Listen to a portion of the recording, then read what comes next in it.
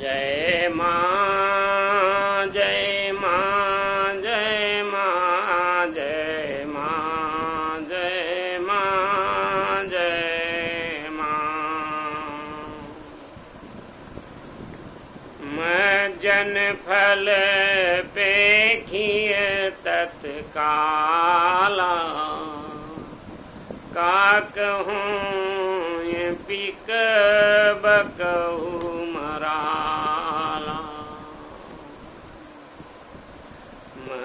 जन फल पेखिए तत्काला काक हूँ पिक बकहु मराला। काक हूँ पिक बकहु मराला। काक कौवा जैसे मनुष्य और पिक कोयल जैसे और बक बगुला जैसे और मराला हंस जैसे। जब सत्संग पाते हैं तो कौवा जैसे मनुष्य यानी कौवा जैसे मनुष्य का तात्पर्य ये है कि कौवे की वाणी जो होती है वो काँव काँव करते हैं, तो कौवे की जो वाणी होती है कठोर होती है और कोयल की वाणी जो होती है वो थोड़ा मधुर होती है। तो जो मधुरता है वो तब प्राप्त होती है, यानी काक हुए पिक। काक पिक कब हो जाते हैं, यानी जब सत्संग सुनते हैं।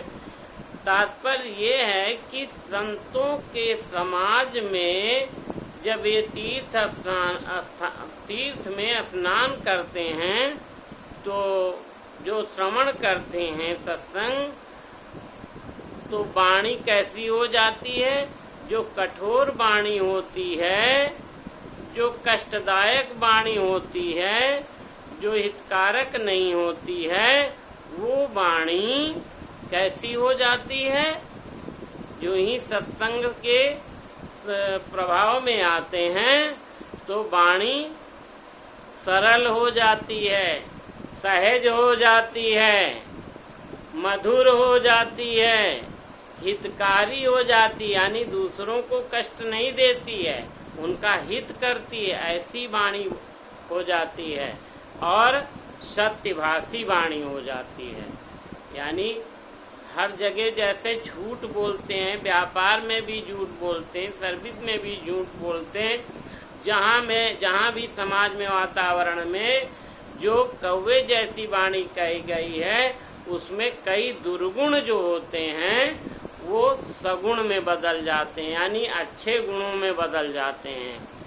जो दुर्गुण हैं वो गुणों में बदल जाते हैं। तो जो सत्संग का प्रभाव है वो कौवे जैसे कठोर वाणी वालों को कैसे मनुष्य बना देता है, बढ़िया मधुर भाषी बना देता है, सरल भाषी बना देता है, सहज भाषी बना देता है, हितकारी बना देता है और सत्यभाषी बना देता है। काक होए पिक और बकऊ मराला। बक क्या है, बक मतलब बगुले जैसे। बगुले जैसे कैसे, बगुला जो है गुणों को, गुण और अवगुणों को भेद नहीं जान पाता। गुण अवगुण का भेद कौन जानता है, मराला। मराला मतलब, मराला माने हंस। हंस जो है, जो हंस रूपी संत हैं वो गुण अवगुण को तुरंत अलग अलग कर देते हैं, उनका भेद जानते हैं। जैसे जो भगवान को न जाने, जो माया को न जाने, जो जीव और माया में भेद न जाने, जो सुख दुख न समझ पाए, जो भेद न जान पाए, ज्ञान और अज्ञान में भेद न जान पाए, वो बगुला जैसे मनुष्य होते हैं। बगुला जैसे जो मनुष्य होते हैं वो परमात्मा में, भगवान में और जीव में अंतर नहीं जानते, जो माया में और जीव में अंतर नहीं जान पाते, भेद नहीं जान पाते हैं। ऐसे ही शिव जी कहते हैं कि ऐसे जो लोग हैं वो मनुष्य जो है जो नहीं जान पाते भेद, वो होते हैं ज्ञान और अज्ञान में भेद न जान पाए, तो जहाँ पे ये गुण और अवगुण को दूर नहीं कर पाते कि ये अवगुण है ये गुण है, तो ऐसे मनुष्य बगुला जैसे। और हंस जैसे कैसे? हंस जो है, हंस जैसे संत पुरुष होते हैं, उनके सामने जो ही गुण अवगुण एक में मिला के रख दो तब भी वो गुणों को उठा के अलग रख लेंगे। कहने का तात्पर्य ये है कि जो हंस रूपी मनुष्य हैं वो गुणों अवगुणों को दूर कर लेते हैं, यानी भेद जानते हैं कि भगवान क्या है सामर्थ्य, माया उनकी कैसी है, ज्ञान कैसा है और अज्ञान में क्या भेद है, मोह क्या होता है, अहंकार क्या होता है, क्रोध लोभ क्या होता है। जब इसका ज्ञान होता है वो संतों के पास होता है, वो संत ही जानते हैं कि जीव और परमात्मा में क्या भेद है, माया और प्रभु की प्रभुता में क्या भेद है। ये तभी वही जानते हैं जो संत होते हैं, जो संत वाणी वाले। संत वाणी वालों को यानी संत को हंस कहा गया। तो जो संत हैं यानी कि जो बक हैं, जो बगुला जैसे होते हैं, ऐसे गुण वाले जिनको गुणों का ज्ञान नहीं है, गुण अवगुण का, वो हंस बन जाते हैं। कब? जब सत्संग करते हैं। कहाँ करते हैं? मज्जन फल पेखी तत्काला। जो ही संत समाज रूपी तीर्थ में स्नान करते हैं, सत्संग सुनते हैं, तो कौवे जैसी वाणी वाले तो पिक जैसे हो जाते हैं, कोयल जैसे यानी मधुरभाषी हो जाते हैं। और प्रभाव बगुले जैसे मनुष्यों पे कैसा पड़ता है? जो गुणों अवगुणों का ज्ञान जिनको नहीं है उनको बहुत बड़ा ज्ञान प्राप्त हो जाता है, वो हंस जैसे हो जाते हैं।